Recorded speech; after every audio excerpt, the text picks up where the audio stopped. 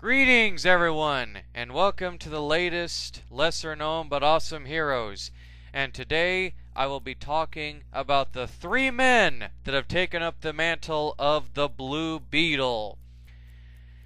That's right, I will be talking about Dan Garrett, Ted Kord, and Jaime Reyes. And I got a lot of ground to cover, so I have no time to waste, so let's jump right into it. We shall start first with Dan Garrett, the original Golden Age Blue Beetle. And Dan Garrett was the son of a police officer killed by a criminal. And this version of the character in the early Golden Age debuted in Fox Comics Mystery Men #1, or Mystery Men Comics #1 in August of 1939. And he would appear in his own 60-issue comic book series afterwards. Rookie patrolman Dan Garrett originally would fight crime as the Blue Beetle without the benefit of superhuman abilities. He would later, however, don a bulletproof costume, described by Garrett as being made of a chainmail, which was as thin and light as silk, and temporarily gained super strength and stamina from ingesting a mysterious vitamin called 2X. Like the Green Hornet, however, Dan Garrett would use his signature scarab symbol to bedevil criminals, leaving it to be very easily found, hanging it down in a room on a string, and even projecting an enlarged image on a wall with a flashlight. Very noirish. And Garrett would also actually, as a side note, have his own serials, his own radio show, and many, many other things like many Golden Age heroes. His supporting cast did remain fairly stable through the original run, and included a blonde reporter named Joan Mason, who worked for the Daily Blade, who ultimately would star in her own backup stories. And there was Mike Manigan, I can't quite pronounce that name correctly, I'm sorry, who was Dan Garrett's stereotypical Irish partner on the force, who believed, despite all evidence to the contrary, that the Blue Beetle was a criminal and was always trying to arrest him with little success. There was Dr. Franz, a local pharmacist and inventor of both the bulletproof suit and the 2X formula, as well as many other handy gadgets, including a portable wireless telephone, a good half-century before we had cell phones. Played a large role in the early issues, but eventually would fade from the cast. The Beetle was a short-lived the Beetle also had a short-lived spunky sidekick in the form of Sparkington J. Northrup, or Sparky, who originally wore a modified version of the Beetle's costume, but would later go into action wearing his regular clothes. During World War II, Dan Garrett would become a government agent who would often go overseas on secret missions, but after peace was declared, he returned to his old role as a neighborhood cop. The Blue Beetle's power slowly increased over time to where he eventually gained the ability to fly and X-ray vision, among other bizarre talents that changed from issue to issue at the whim of the writers. However, when superheroes fell out of the void in the late 1940s, Fox started to downplay his heroic aspects, and his superhero abilities were removed, and he's now considerably darker adventures full of sadistic violence and sexy, scantily clad women, until eventually he was just the host of true crime stories before the character would go on hiatus. A popular character in his era, he would actually have a very short-lived comic strip drawn by a very early Jack Kirby and others, including a radio serial that ran for 48 13-minute episodes. Then the rights would be given to Charlatan Comics, who would pretty much try to revamp the character as an archaeologist who found this ancient Egyptian magical scarab artifact that gave him great abilities and whatnot and what have you. And it was through these comics that we were introduced to Ted Kord, the second Blue Beetle. And he would transform into the Blue Beetle by saying the words Kaja Da. Although Kajidha.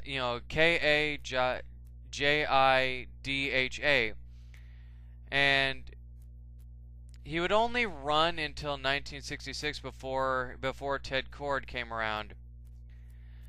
And I mean, bottom line here, guys. And he would also go through the AC comics or Americana comics. And both Blue Beetles, and of course, Dan Garrett would basically debut. And Dan Garrett from there would kind of fall into some obscurity. And he would eventually kind of retire as the Blue Beetle. And he would go through many different incarnations. But basically, bottom line, guys, is that Dan Garrett would be very rarely used. And he would eventually be a mentor for Ted Kord, the second Blue Beetle. And Dan Garrett has shown up in many different things, and I actually want to see this version that I have as this picture, which is Dan Garrett on Brave and the Bold. Anybody who's watched my previous video where I show that Booster Gold, Blue and Gold, he also shows up as one of the 3 original Blue Beetles, and it's like, you know, I would love to read some old school comics on Dan Garrett, because the way that because all these different incarnations of him would just seem pretty interesting. But Dan Garrett, sadly, like many heroes, he's gone through so many continuity errors. Like, he's literally, like, it seems like literally every comic book company that's gotten him has always tried to rewrite him and redo his origin, like many characters. And that's very, very sad, because, you know, it's just like, it's just sad, because honestly, you know, Dan Garrett's a great character, but they've set it up in some DC issues where in continuity and out of continuity he's been in there, he's not been in there. But, you know, much like many Golden Age heroes, you know, I feel that Dan Garrett should at least make like a comeback, at least of some sort. But unfortunately, like many Golden Age heroes, he's just kind of fallen into obscurity, and it's very sad. But that's it for Dan Garrett, as best as I could try that. Now it's time to talk about the most recognized Blue Beetle, Ted Kord. And holy crap, Ted Kord would eventually replace Dan Garrett by Charlatan Comics, and would later be published in Americomics and DC Comics. Ted Kord was a former student of Dan Garrett's. He was a genius-level inventor and gifted athlete. Kord and Garrett were investigating, you know, Ted's uncle Jarvis when they learned Jarvis was working to create an army of androids to take over Earth. Garrett changed into Blue Beetle, but was killed in battle. As he died, he passed on to Kord the responsibility of being Blue Beetle, but was unable to pass on the mystical scarab. So Kord would end up having it put in a safe location with like his beetle cave and his headquarters and what have you. He did have it, but he never did use it. And he would actually carry this scarab all the way through the Crisis on Infinite Earths, when he was chosen by the Monitor to protect the multiple Earths, but it only reacted when he was attacked. It did not give him superpowers. As the Blue Beetle, Ted funded his adventures through his company, Kord Industries, and was chronologically short on cash. He joined the JLA and met his best friend Michael Von Carter, aka Booster Gold, there. And each was considered a second stringer, and for many years the Blue Beetle was a member of one second-rate superhero group or another. He was part of Justice League International. He would have many different sidekick crossover adventures with Booster Gold. As a matter of fact, they had their series of comics would, dare I say it, be a very Odd Couple inspired comic book series. And there were always constant jokes about Ted having a heart condition and really absurd, and Ted not really accepting Booster's whole merchandising everything out. So it was the classic, Ted Kord was a little bit more of the mature one of the group, but he still had his moments. He was of course, he was a major part of the JLI, but he would join many other superhero groups throughout his career, though sadly I cannot remember for the life of me some of the other ones that he was a part of. The only one that I really remember is JLI, the Justice League International. But it was during the Death of Superman saga that the Blue Beetle and other JLA members would actually try to stop Doomsday's path of destruction. He would display his near invincibility, and while brutally defeating the League, he actually put Ted Kord into a coma. Upon recovery, he continued his tenure with the JLA, as well as its offshoot Extreme Justice. In Countdown to Infinite Crisis, Blue Beetle discovered a renewed checkmate organized by Wonder Woman villain Maxwell Lord, a former bankroller for the JLA and pretty much the main guy that was the leader of the JLI. Kord covertly entered Checkmate headquarters, where he found a database containing information on every metahuman on Earth. However, he was captured before he could return to the JLA with this information. And while in Lord's custody, and while in Maxwell Lord's custody, he was told by Lord that he was going to activate Brother Eye and make every person on Earth into an OMAC. To which Ted called him insane. And Maxwell Lord gave Ted two options. He's like, "You're old, Ted." He goes, "You're old, you're overweight, you're not as fit as you used to be, you're not as young as you used to be. Give up. You can join me and help, or you can die." And in his final moments before Maxwell Lord blew his brains out, Ted Kord looked at him after he had been brutally beaten and spit right in Maxwell Lord's face and told him to go to hell before he got shot. So Ted Kord, pretty much in the main continuity, did die a hero. But, however, before he died, he had used the Scarab in an attempt to contact Captain Marvel, but was forced to leave it with the Wizard Shazam and the Rock of Eternity, where the Wizard sent him back to Earth. It was sometime later, Booster, along with Jaime, Dan Garrett, and the Black Beetle in the guise of a Blue Beetle from the future, travel back in time to rescue Kord moments before his death. Ted later travels back to the moment where he dies to guarantee his own death. However,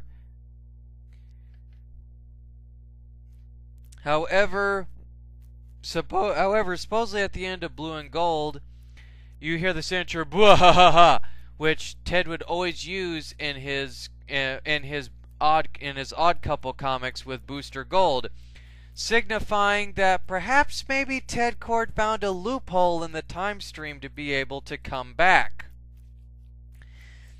But comic book wise, and also Ted Kord has been featured in Batman Brave and the Bold.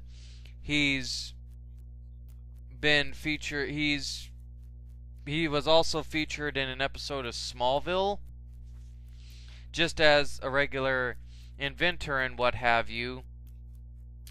But I like Ted Kord. And I think one of the great moments is when all the Blue Beetle are sent back to their appropriate times.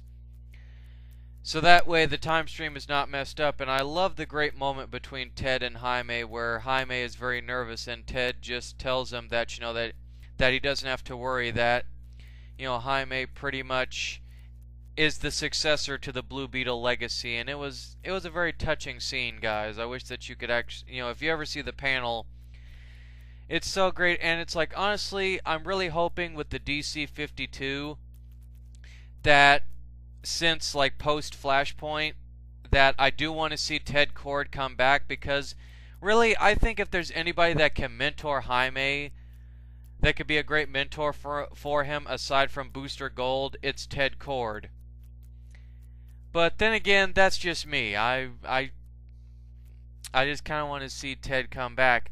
But we move on now to the third and final member of the three men that have taken up the mantle of the Blue Beetle. And this was the Blue Beetle that I was introduced in Batman Brave and the Bold, but Jaime Reyes.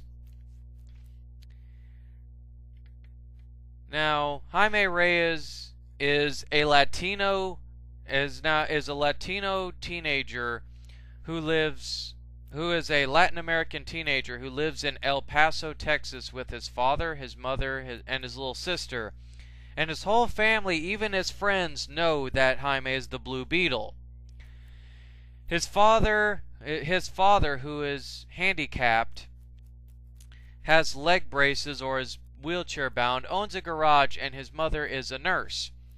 Jaime has offered to help his father out at the garage, but his father has turned him down numerous times, telling him to focus on his education and to stay in school. He feels Jaime should enjoy his childhood for as long as he can and should attempt to further his education, just like it says here on the database entry that I'm reading. Jaime has an acute sense of responsibility for his family and friends, though he complains about being the one to sort out any messes. It was after the wizard Shazam was killed and the Rock of Eternity was destroyed that the Scarab would land in a vacant lot in El Paso where Jaime would find it, thinking it was nothing but a huge bug. When Booster came to retrieve it, it had already fused itself to Jaime's spine while the boy was asleep, making him the new Blue Beetle. After a few minor encounters locally, he was swept up in the climactic battle with Brother Eye during Infinite Crisis. At its conclusion, he was hurled back to Earth, where he discovers he has been missing for a year. And he would encounter the Peacemaker, have a fight with Guy Garner of the Green Lantern Corps. Oh, excuse me. And he would actually eventually battle a rebellion with the alien species that the Scarab came from, because it was later on that Jaime realizes that the Scarab is actually part of an alien race called the Reach, and that pretty much it was wanting to hide away, knowing that the Green Lantern Corps wanted to destroy the Reach. However, later on throughout the run in the series, Jaime would actually convince the Scarab and go toe-to-toe with it in a mental battle, and eventually would convince the Scarab, and the Scarab would eventually be convinced to actually rebel against the Reach and talk to other Scarabs and convince them to rebel. However, Jaime would battle the Black Beetle, who would try to destroy his friends and family and kill everyone he loved, because apparently the Black Beetle had lost someone dear to them and blamed Jaime for it. This was later revealed to be one of his best friends, whose sister was killed during an assault against the Reach when they crashed Jaime's high school prom or school dance. And when Jaime finds this information out, he tells him, "Look, I did everything that I could. The the death of your sister is not my fault. I tried, and I failed, and I feel sorry about it. But unfortunately, the Black Beetle has vowed revenge. And later on, he would actually be given an invitation and actually join and become a member of the Teen Titans. And it was there that he would become good friends with Rose Wilson, the daughter of Deathstroke, known as Ravager. Tim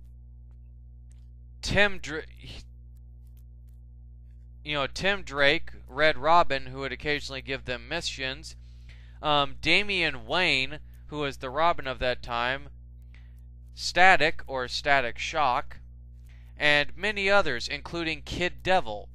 And it was in Teen Titans Volume 3, number 83, that he takes a break from them to be with his mother. Jaime does have a girlfriend, the young sorceress Tori 13, who gets along very well with Jaime's family. His large and loving family is a major source of strength and guidance for him. Peacemaker plays the role of the wise mentor, and he's also been partnered in starting to learn how to live up to Ted Kord's legacy from Booster, but he's also been mentored by the JSA member Dr. Midnight. And he has actually also co-starred with the rest of the former JLI, Justice League International team, in Justice League Generation Lost. Following the Flashpoint event, Blue Beetle was one of the 52 monthly titles launched in September 2011, and Jaime will in fact come back as the Blue Beetle in this series. All in all, I like Jaime for the simple fact that to me, he's very much like Peter Parker. As goofy as that comparison is, I look at Jaime and I see a lot of a very young Peter Parker in Jaime Reyes. You know, very responsible, wants to use his powers for good. And it was just great, and it was absolutely great. You know, Jaime is definitely one of my favorite characters from Batman Brave and the Bold, and one of my favorite teenage characters, period. I think Jaime has a great potential as a character to really grow and evolve in the comics.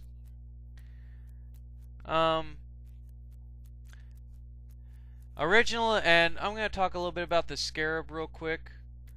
But the Scarab was originally a magic artifact, and eventually it would later be retconned as a war tool for the Reach, who were cosmic marauders.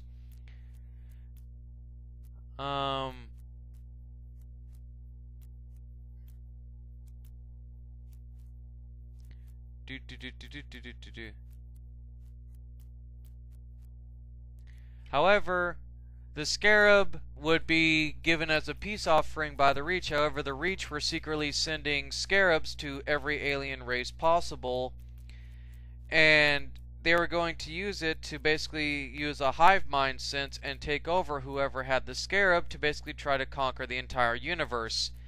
However, as I said, Jaime's Scarab has actually rebelled against the Reach and broken away from the hive mind. And Jaime and the Scarab have actually become, great partners. If Jaime gets knocked out, the Scarab has been able to fight while Jaime's knocked out. And the Scarab has actually helped, Jaime many, many times. So the Scarab has become a great ally for Jaime. But honestly, guys, in a nutshell, these Dan Garrett, Ted Kord, Jaime Reyes, these, ladies and gentlemen, are the three men that have taken the mantle of the Blue Beetle. And what makes all three of these guys awesome, what makes pretty much the Blue Beetle legacy such an awesome thing? Well, what makes the Blue Beetles in general awesome is that each of them comes from a different walk of life. Dan Garrett was a police officer, then he was retconned into being an archaeologist, and was probably, to me, one of the more obscure Blue Beetles. But nevertheless, he paved the way for Ted Kord, who was the more, shall we say,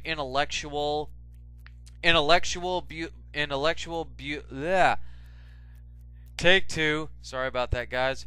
The more intellectual, there we go, Blue Beetle, who was a master inventor, had just as many gadgets and cool ideas as Batman, and was a great adventurer and hero in his own right, and was good for comic relief. And Jaime Reyes, a very young, budding superhero, you know, the Scarab allows him to anatomically make anything that he wants. He's basically a metamorph type character, and that makes Jaime cool. But in general, guys, each of these reasons that I just now gave, that is what makes each of the Blue Beetles awesome. Though they are lesser known, they are, as the title says, awesome heroes. Stay tuned.